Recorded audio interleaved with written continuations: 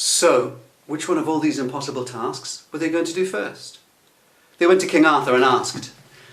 And King Arthur thought for a while and said, I know. You must free Mabon. Mabon, the son of Modron. He has been in prison since he was 2 nights old, and we need him in order to hunt the Culhwch. Now, because he was stolen from his mother so many years ago, there's no one on the earth who is old enough to remember the time, so no human being knows. So, this is my advice to you. Do not ask the people, but instead ask beings that are older and wiser. Ask the animals, and take my advice. Go and search for Gwrhir Gwalstad, the blackbird. That is the oldest animal I know. So the next day, 5 of them, Kai and Bedwyr, the warriors, Gwrhir Gwalstad Ieithoedd, who could speak every language of the world, including the languages of the animals, Culhwch, who could find you a track to wherever you wanted to go in the world, and Mabon, the magician. They set off.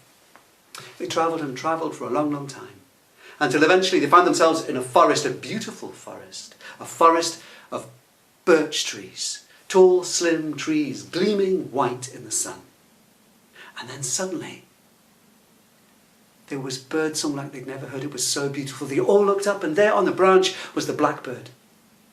And Gwrhir stepped forward and said, Blackbird, Gwrhir Gwalstad, do you know anything of Mabon or his mother Modron?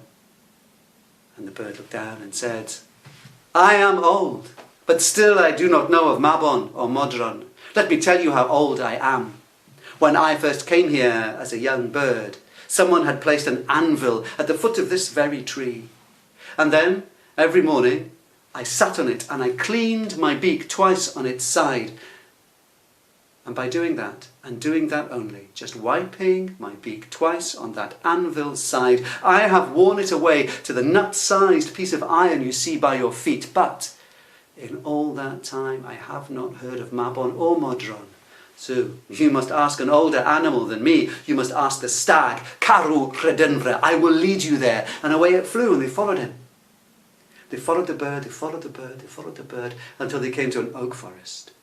Huge, 100-branched trees growing on either side of them.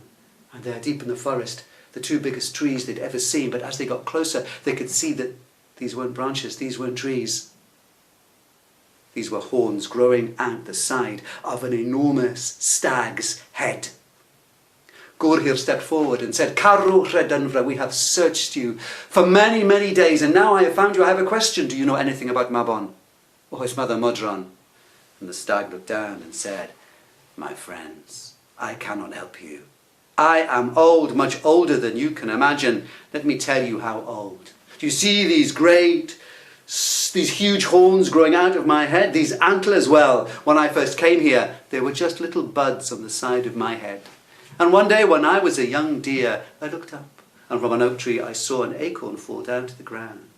It landed, and a few weeks later it sprouted, and it grew, and it grew, and it grew. And I am so old that it grew, and it grew, until it became the biggest tree in all the forest. And I am so old that that mighty tree, the biggest in all the forest, is now that brown rotten stump you see down there. But in all that time, I have not heard of Mabon or his mother Modron. But I will help you. I will take you to an older animal than me. I will take you to Culhwch, the owl. And off they went, following the deer until eventually he led them to the edge of a thick yew forest. It was so thick that the deer himself could not go in, but the men could. Deeper and deeper they went, darker and darker it became, until eventually they had the feeling of being watched. They looked up, a huge pair of eyes were looking down at them. It was the owl. Culhwch, said Gwrhir. Do you know anything of Mabon or his mother Modron? And the owl looked down and said, my friends, you have come far, but I cannot help you. Let me tell you how old I am. When I first came here, the valley looked like this, full of trees. But then men came, and of course they chopped down every single tree. But in time, as I aged, the forest grew back until it is exactly as you saw it here today. And then men came again, and they chopped down the forest again. I am so old that the forest you see around you now is the 3rd growth of forest that I have seen. But in all that time, I have not heard of Mabon or his mother Modron. But follow me and I will lead you to an older animal than me. Gwrhir Gwalstad, the eagle. And away the owl flew. And they followed him out of the forest onto the moorland, from the moorland towards the mountain, and then up on the very top of the mountain, the owl had gone. And then the wind started to blow. But it was a strange kind of wind that blew round and round and round in circles, not from any particular direction. They looked up, and above them, the huge wings of an eagle that perched on a rock. They came to the eagle and bowed and said, Gwrhir, do you know anything of Mabon? Mabon or his mother Modron?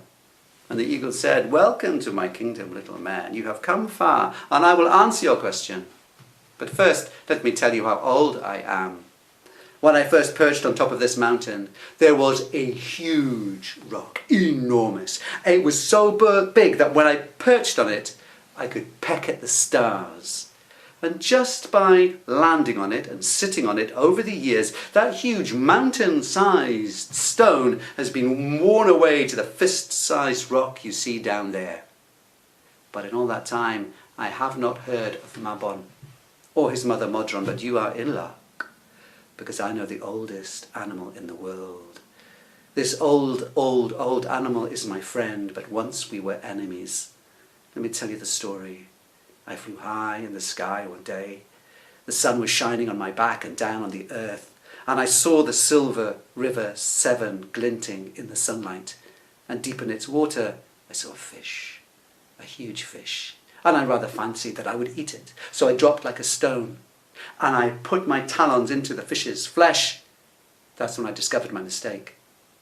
This fish was bigger and older than me, and it started to pull me down into the water, and I, said the eagle, I knew I would drown. Just as the fish was pulling me down under the water, I could see that in its mouth there were hooks. Hooks that had been there for many years. Some were twisted, some were rusty. And of course the fish had been able to break the line of every single person who would try to fish for him. But the eagle knew that these barbs and these hooks must be causing the fish great pain. And so the eagle said, fish, salmon, my friend, release me, and I will take those hooks out of your mouth. So with a flick of its back, the fish was released. And so was the eagle.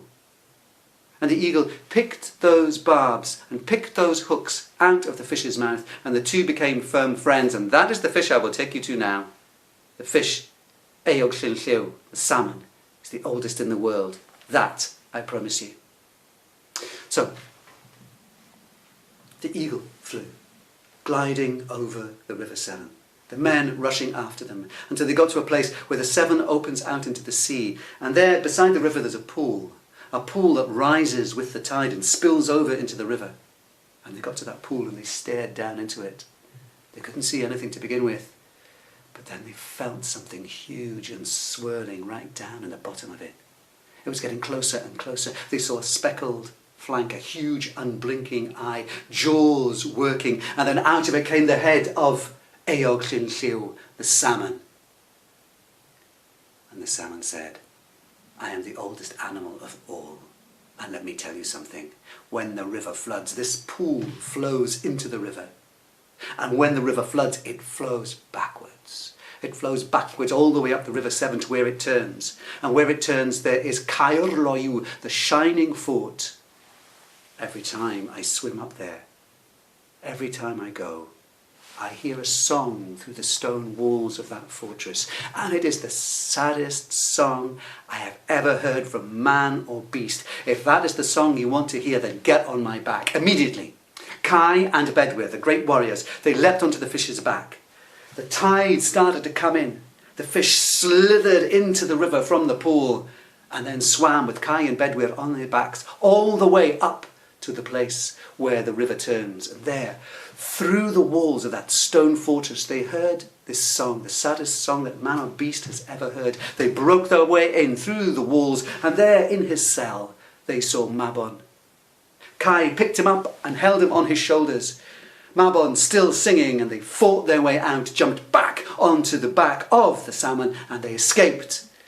And Mabon was singing again. This time he was not singing a song of captivity. and sorrow.